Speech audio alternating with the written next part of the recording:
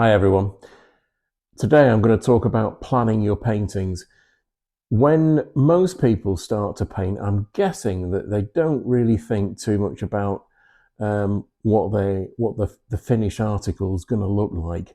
Um, they'll see a scene that they like, it'll spark something in them, and they decide they want to paint it, and they'll get straight on without too much thought.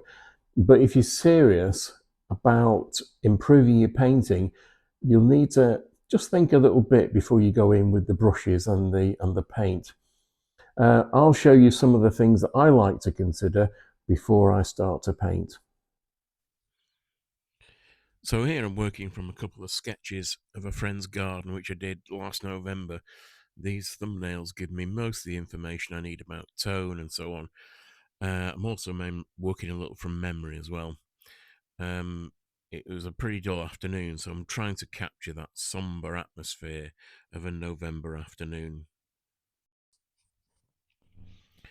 So, what you paint is, of course, a personal choice, but it's what you say about the subject that's the important thing. And when you paint, you should try and awaken in the viewer the same excitement that made you want to paint that scene in the first place. So try and evoke an emotion in the viewer, whether it's mystery or melancholy or joy or solemnity or whatever. And one mood per painting's enough. But without that one mood, your painting won't be a success. In fact, there's probably no point in trying to paint it at all unless you're absolutely striving to convey some kind of emotion. And I've seen many, many paintings where the artist's technique is sound, but the scene they've painted is just completely devoid of emotion. And because of that, the finished painting's a failure. So here I'm just blocking in the main tones, the dark clump of trees in the middle distance, and a dark patch of soil in the left foreground. And I'm also thinking about composition here as well. I'm interested in the details of the foreground and the middle distance rather than the sky. So I've positioned the horizon about 2/3 of the way up the painting. And I'm also trying to keep the path to the left of centre rather than it going straight up the middle of the scene. So, how do you go about conveying that emotion and mood in your painting? Well, it's all to do with expressing the effects of light and atmosphere, and that's done with a combination of mark making, colour, and tone, and maybe a few other things as well. But remember, it's the sky that's the source of light in your painting, and that's usually going to be an important part of the finished work. Its colour and its intensity will be reflected in the whole scene, and that's going to help create the overall mood. So, creating moods done by exaggerating colour and tone and by emphasizing the marks that you use to express them. So, emphasizing texture and contrasts also create drama. And one way to begin to suggest the mood of a scene is to stain the canvas or the ground that you're going to paint on. So you can perhaps have a look at my previous video on preparing and staining grounds. A somber mood will need a darker tone, so a blue, grey, or an umber colour might be suitable.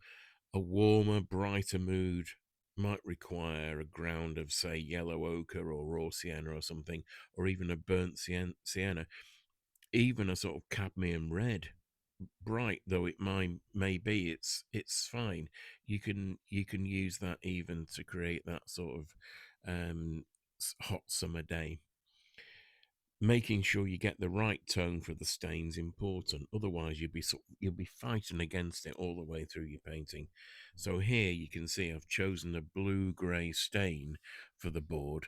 Leave parts of it showing through in the painting, so it can act a little like a harmonizing color all the way through the painting.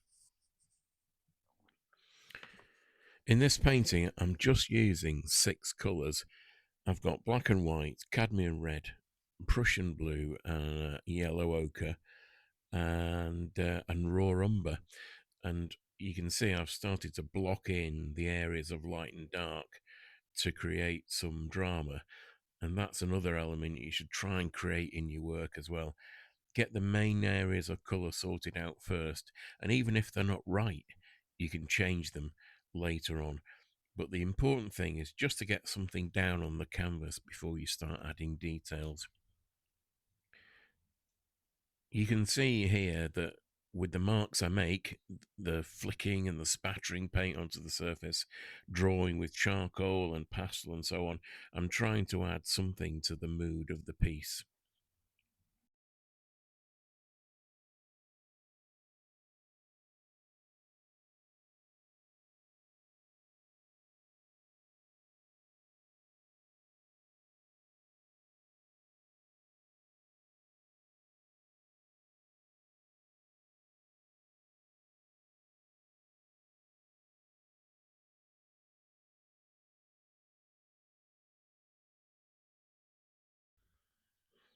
So thinking about the painting you want to create beforehand is vital if you want to convey mood.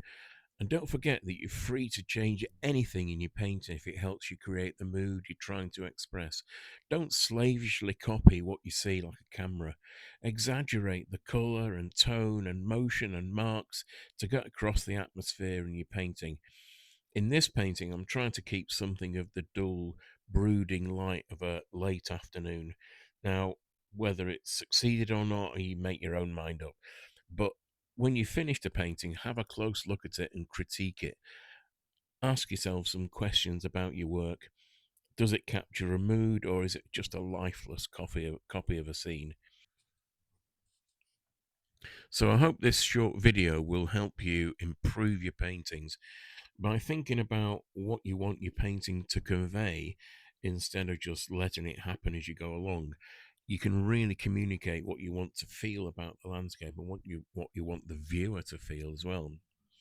So anyway, thanks for watching, and don't forget to like and subscribe to the channel, and I'll see you next time.